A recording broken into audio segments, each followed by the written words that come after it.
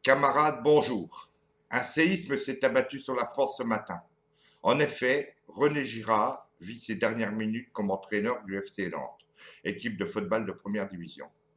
Le président nantais, Waldemar Kita, a décidé de trancher dans le vif après l'humiliation subie par son club mercredi soir à la Beaujoire face à Lyon, 6-0. L'ancien coach de Lyon, nommé l'an dernier, sera démis de ses fonctions officiellement aujourd'hui. Il était sous contrat jusqu'en juin 2018.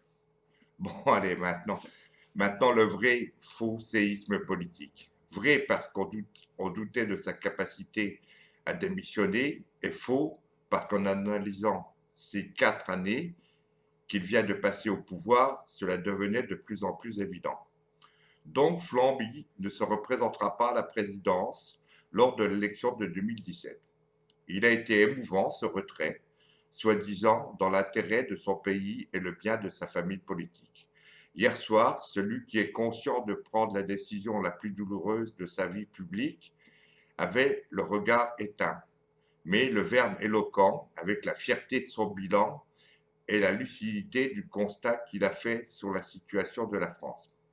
Enfin, sa lucidité. Regret d'un chômage dont il a annoncé trop tôt et trop vite le recul, regret surtout d'avoir, avec le triste épisode de la déchéance de nationalité, fracturé la Drôche sans unir le pays. Il restera dans l'histoire comme celui qui a fracturé la vraie gauche. Est-ce de la lucidité, du courage ou un aveu d'échec? Chaque femme et homme politique ne se privera pas de commenter selon sa famille. Ce qui est sûr, c'est que Flamby ne sera certainement pas un énième SDF de plus en France. Vous savez, ces SDF pour lesquels Flamby n'a rien fait pendant 4 ans, sans parler des pauvres et des classes moyennes qu'il a lâchement abandonnés au seul profit des riches et des patrons. Cette année est la plus imprévisible depuis longtemps. En moins de 2 semaines, la France aura tourné des pages qu'on croyait écrites. Elle s'est séparée de 2 présidents et d'un ancien premier ministre. Elle a rebattu toutes les cartes et rendu l'avenir très incertain. À l'aube de cette campagne présidentielle, il n'y a plus une seule situation acquise. Les Françaises et les Français, qu'on avait taxés d'immobilisme et de conservatisme dans le choix des femmes et hommes politiques, ont renversé la table. À droite en se séparant du favori et de l'éternel prétendant. À gauche, dans la foulée, sans même voter parce que les sondages étaient trop bas et que l'opinion grondait. Maintenant, un troisième séisme. Français, Françaises, camarades. Personne n'attendait à ce que je me présente à la présidence de la République en 2017. Même pas moi d'ailleurs.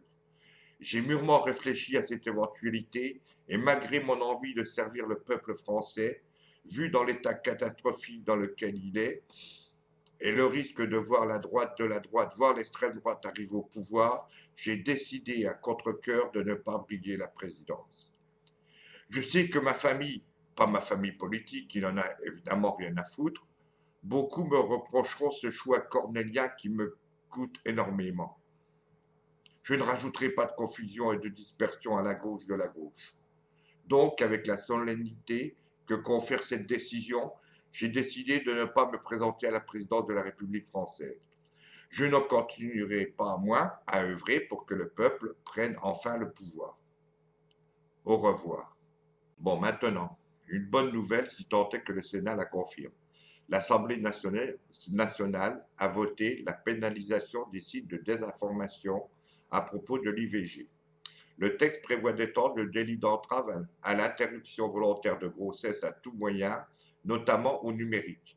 L'Assemblée nationale a adopté hier en première lecture la proposition de loi Socialope visant à pénaliser les sites de désinformation sur l'IVG avec le soutien de l'ensemble de la droite et d'une majorité de centristes, et malgré l'opposition de la droite. Le texte a été voté à main levée après 5 heures et demie d'âpres débats.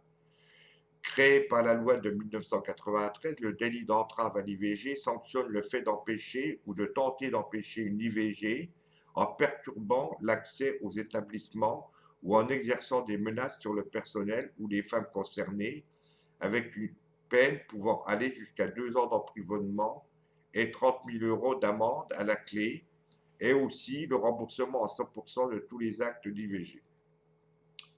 Soutenue par le gouvernement, la proposition de loi du groupe socialope et écologiste réformiste, telle qu'amendée légèrement par l'hémicycle, ajoute que l'entrave incriminée peut se faire par tout moyen, y compris en diffusant ou en transmettant par voie électronique ou en ligne des allégations, indications de nature à induire intentionnellement en erreur dans le but dissuasif sur les caractéristiques ou les conséquences médicales d'une IVG. Si à gauche, le texte faisait l'unanimité, à droite, la mobilisation était forte, notamment de la part des députés, justement nommés ainsi pour le coup, membres de l'entente parlementaire pour la famille. Ces mêmes parlementaires étaient déjà en pointe au début du quinquennat contre l'ouverture du mariage et de l'adoption aux couples de même sexe. La quasi-totalité des 76 amendements déposés sur le texte étaient portés par ces élus, les républicains, et par l'extrême droite au nom de la liberté d'expression pour les premiers, de la lutte contre la culture de mort pour les seconds. La sinistre aux droits des femmes, Rossignol qui chante faux, a défendu le projet de consolider le droit fondamental des femmes à disposer de leur corps, martelant que la liberté d'opinion n'est pas le droit au mensonge sur ces plateformes d'apparence neutre et objective qui cherchent en fait à culpabiliser les femmes et les décourager d'avoir recours à l'avortement. Plusieurs députés de gauche, invoquant la laïcité, ont critiqué l'intervention de la hiérarchie de l'Église catholique auprès de Flamby pour qu'il fasse échec au niveau dispositif. Comment s'attendre à autre chose d'ailleurs? Certains élus, atteignant des sommets dans la connerie humaine, ont lu dans l'hémicycle le message envoyé par un prêtre exorciste leur promettant l'enfer éternel. Le texte sera examiné par le Sénat le 7 décembre en procédure accélérée en vue d'un vote définitif du Parlement d'ici à fin février et l'aboutissement de la session, écourtée pour cause d'année électorale. Donc, ce n'est pas encore gagné, loin s'en faut. Étant encore sous le choc de la déclaration de renoncement de Flamby, j'écourte volontairement ce journal télévisé. Mais on déconne. À demain pour d'autres infos.